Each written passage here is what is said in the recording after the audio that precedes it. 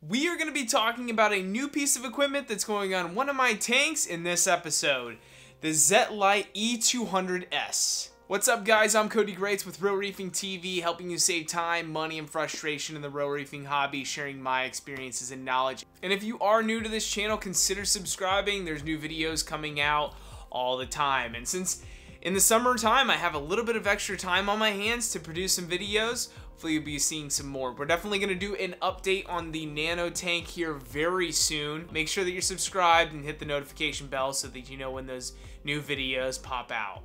In this episode today, we're going to be talking about the E200s that I just had arrive not too long ago. I haven't even had a chance to get it out of the package yet and really take a gander at it.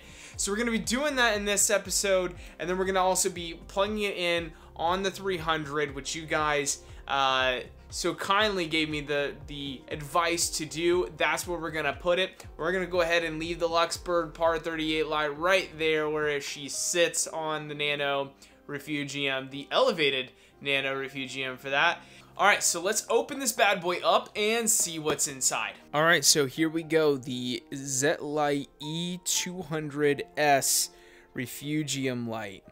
This light comes with a mounting bracket, a light a gooseneck, and the light itself, as well as the power supply I hope is in there, and anything else needed to install it with. So it says that the light is easy to install. It is IP64 waterproof, smart control by mobile devices, so it does actually have an app that you can download and use right from your phone. You can control the light, and it says it has a great distribution of light as well as a special spectrum specialized for photosynthesis. So it's going to give you something similar to what we have going on here with the Luxbird light, with that red and blue spectrums of light. Now let's go ahead and get it popped open here. So we're going to do this YouTuber style, right? One hand. So let's check it out in here. We've got the quick start manual for the E200. Okay, so we'll go ahead and set that aside here. We've got the gooseneck here. Seems pretty solid. We'll get it out a little bit more here once we get two hands on it. I wanted to show you guys this firsthand as I'm getting it out of the package, and it's just me here filming, so it kind of is what it is. Y'all get this is the first-hand look at it. So it's pretty sweet light. It's very thin, and it has so it's got this glass on the front of it. I think it's either glass or like an acrylic. It might be an acrylic or something. And then this rubber bumper that goes across, and I like that Zetlight right there. That's pretty sweet. And you can see all the diodes in there, different colors, looks like. And that must be where the gooseneck attaches to, and then a short lead that will go into the power supply, and that should have a rubber gasket on it, and it does. That way that stays waterproof when you tighten this nut down on the other side. And here I would imagine is the power brick and what we need to run it with. So we've got the power supply here, and this guy. I don't know what this guy does. That is the smart aquarium system. So this must be like the Wi-Fi, what enables it to be Wi-Fi enabled. So we've got some connectors for the bracket. The bracket is a metal. I'm not sure what it's made out of. It's pretty lightweight, so maybe it's aluminum. So this seems like it's an aluminum body too. So first impressions are good. Let's go ahead and get it put up on the tank, and we'll see what she looks like.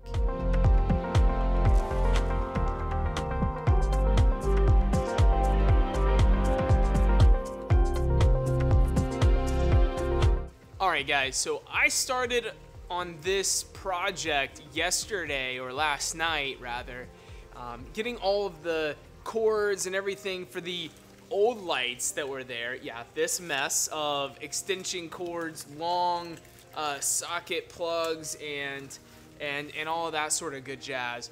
Got rid of all of that and started to put the new light up. And when I started actually putting it together with the gooseneck and all that, which is in here, the gooseneck and the bracket that goes onto the side of your tank or anywhere else you wanted to mount it to, because I'm not going to be mounting it to the tank. If you know me, I like to do things a little bit different, try to make things work out as best as I can, think outside the box. So anyways, I started putting this together when I realized that there are two different size threads on each end of the gooseneck. On one end has a thicker thread, and it goes into this bracket and screws directly into the bracket, like so, which I found to be very, very simple. But when you went to attach the light to the other end of the why am I having a hard time with this? When you go to attach the light to the other end of the gooseneck and attach the given nut that they give you, it is of a different thread size than what the gooseneck is. So that's where the issue comes into place. So you can flip it around and I'll be able to put the nut on it, but I won't be able to take the gooseneck and put it on the bracket, or I could put it on the bracket and not be able to put the nut on it. So anyways, what I did, I'm sure I could just reach out to Zetlight and they wouldn't have any issues sending me a nut that would work, or you know, I don't know, some other alternative to be able to fix it. But I just went ahead and went to Home Depot and bought the correct size nut for 50 cents. There it is. So it will go ahead and thread onto this, no problem. Tip for you, if you're going to do something like this, just take whatever it is that you're trying to match the nut or the bolt to, take it in with you, and they have this little thing in there. You can just kind of screw it in there and you're like, oh, that's the right size, and then you go find that size on the shelf. Very simple to do it that way.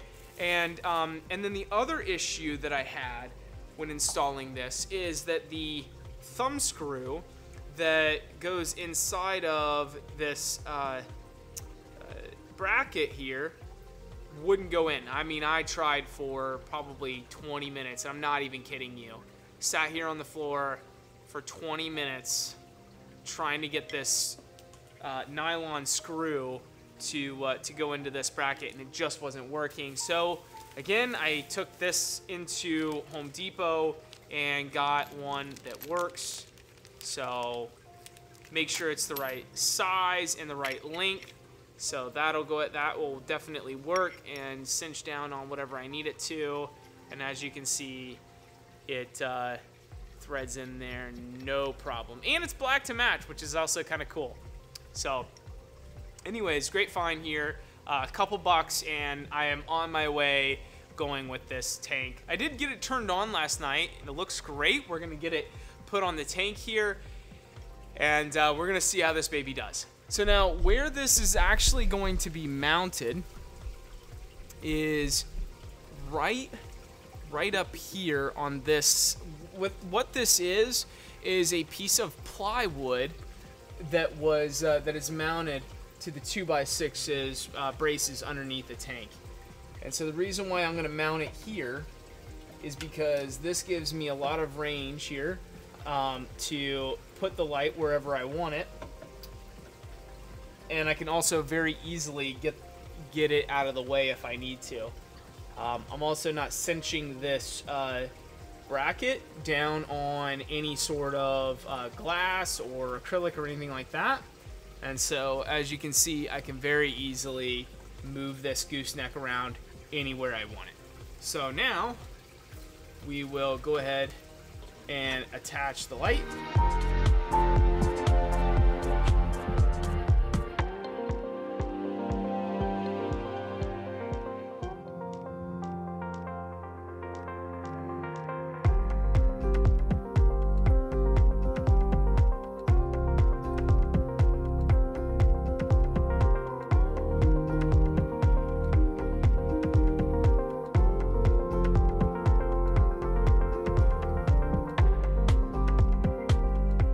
Okay guys, so there you have it. The Zetlight E200s installed. Very simple. Keep some cable ties up here with the little stickies mounted to the side of the supports on the tank stand. Plugged in there. That right there is the Wi-Fi adapter. I don't know if you call it adapter, but basically it talks to your Wi-Fi, and that's how you can connect to the light. Let's see if I can show you some of the lights here. No, you're not gonna be able to see it. You've got red, white, blue in there. It's got a really good spread. It looks super sleek. I like the look of it. I think two of them might be better. I want to see if I can turn the light intensity up a little bit once I get it connected to the controller, but I would guess that it's at 100% right out of the box, and then you can tone it down and you can change the channels through the app. So we'll see. Okay, so I'm gonna get those cable ties there cut. Just kind of tighten those up a little bit, and then we're gonna go over the app and see if we can get that running, see if we can control this light a little bit. So the first thing that you need to do when you are getting the app ready to go is make sure you have this thing, because I'm gonna keep it real with you guys. It smells like trash because I threw it in the trash last night. So yeah, it was at the bottom. Okay. Anyways, so you gotta have the instructions. Pretty helpful because I had no clue what I was doing. You're gonna need the password for the Wi-Fi. So you go to your Wi-Fi settings, you click in there, you open it up, you go to the E200, you sign in. Password is zeros till you see the connect button show up. Click connect and it will connect. Is zeros. That's it. All right. Anyways, after you have that done, then you go to your app. Then what? I don't know because I'm not the pro at this yet. So then we hit the, looks like that button, which doesn't do anything.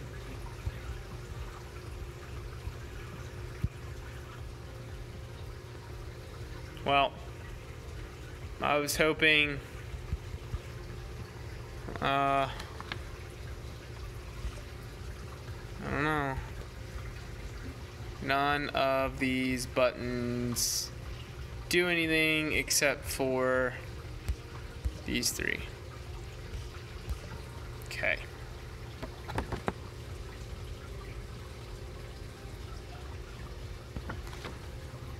Maybe, hold on. Ah! Okay. It's the setting. So in the settings, under the Wi-Fi settings, you have to hit yes. It's okay if it doesn't have any internet access. That looks like then it shows up. Boom. Okay. Now it says click this button to add device. Got it. All right. Click that button. I'm clicking the button. All right. Click this button to search for the device. Got it. Okay. Scan. Scanning it. Found it. We're gonna go ahead and hit it. That looks like we're good. Okay. Now what?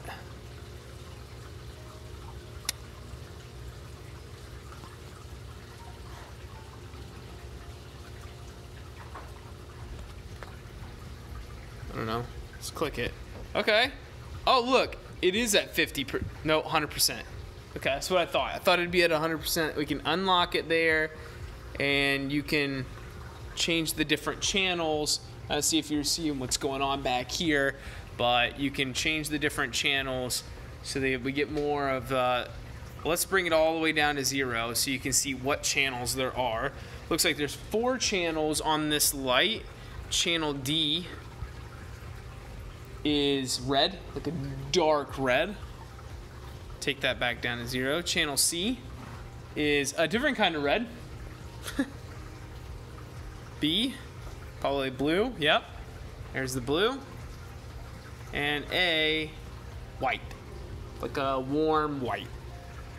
So we're just gonna crank them all back up to 100% and lock it back down. Let's click Wi-Fi. So I think this is how we can set up our light to be hooked up to our wireless internet here in the house, to our Wi-Fi router, and then you can control it through the app, be it anywhere, not just at home when you can connect directly to the light. I'm hoping that's making sense. So we'll find my network, which I'm not sure which one of is, but I hope it's this one. Let's see.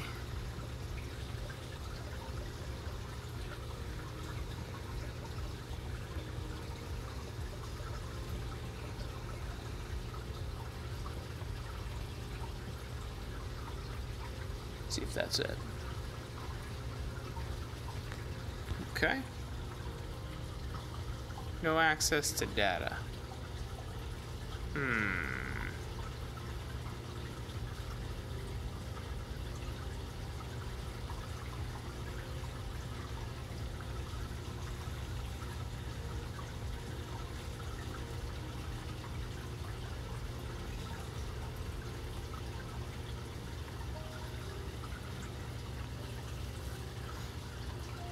Okay, there it is. Popped up. I'm on my home Wi-Fi. Can I control it? There we go. That was pretty simple. I've used this before where you use a piece of equipment that has a controller that works wirelessly with the equipment itself, but then it connects wirelessly to your router, and then you can use the app to control that device through the Wi-Fi. And I've had a lot of issues with those types of things in the past. This one was really simple. I'm on my own Wi-Fi, so my own home Wi-Fi. I'm not connected directly to the light. So that's really nice to be able to do that. I'd like to be able to have like some type of light cycle with this. Maybe like it ramps up and ramps down. That would be nice. But I'm not seeing how that's possible. I'm trying a tap, I'm trying a hold, and it's just not working. Oh well. Okay, so thoughts on this. That sounded like I was from New Jersey or something. Thoughts on this light. Really sleek, small profile, a lot of area that it covers, so that's really nice. I love that you can change the different colors on them, although I'll probably just leave them on 100% intensity on all the light spectrums. I don't know how helpful that is unless you're really trying to fine-tune a light in the light spectrum that you're trying to get, or maybe something that's just more pleasing to your eye. I don't know, I just want as much light on this Refugium as possible with it, so that's where we're at there. It's a good looking light, and I love that it's waterproof, because in a sump you have water that splashes, you have, just stuff goes wrong, sometimes water sprays, and lights, in an area like this where that is more apt to happen, it's nice that it has some waterproof or some water resistance to it at least. I love that it has the bumper all the way around, this kind of rubber bumper on it, because you never know, it might get bumped around and stuff like that, especially when I'm getting the skimmer cup out of there. So that's nice as well. The gooseneck, really good quality. I mean, if you put where you want it and it stays. I was watching a video from Inappropriate Reefer where he has this exact same light over his Refugium, and it is banging out the grape algae. But he was having an issue where basically wherever he put it, he'd have to try to overcompensate because it would always pull back a little bit, maybe an inch or two. I'm not seeing that with this, although in my application, this kind of whole swinging thing, like if I put it there, it's just going to swing back. But that's because of the screw where it's screwing in. It's not because of the actual gooseneck itself. If I had it where the gooseneck would be in a typical application where it's on the side of the tank, I don't think that would be an issue, although I haven't tested that. I am kind of bummed that it came without a couple of pieces, but that was just a $2 fix. It really wasn't a big deal, so if you're okay with just kind of knowing what to go find, then it really wasn't a big deal. Wi-Fi was super simple to set up and get the light on there. Although I think that if you were just a plug and play type of person, that works out pretty well as well. Just plug it in, it goes at 100% intensity, and you're good to go from there. If you had an application where you didn't need as much light, you can definitely dial those down, so it is useful in that aspect. All in all, I think it's a great light. At the price point that it's at, it's right there where I think it's affordable because of the light spread that it has. Whereas I think with a different light, you're gonna need 2 lights in order to cover what this one light will do. So I'm gonna drop a link right in the description below where you guys can go look at this light and see if it's something that would fit your budget and your tank. So thanks a lot for watching this video, guys. I hope you found it helpful in helping you decide what you wanna go with on your next Refugium light. You can check out my different videos right over here, and you can subscribe right there if you haven't already done so. Keep it salty, guys. Keep it real. I'm out. Later.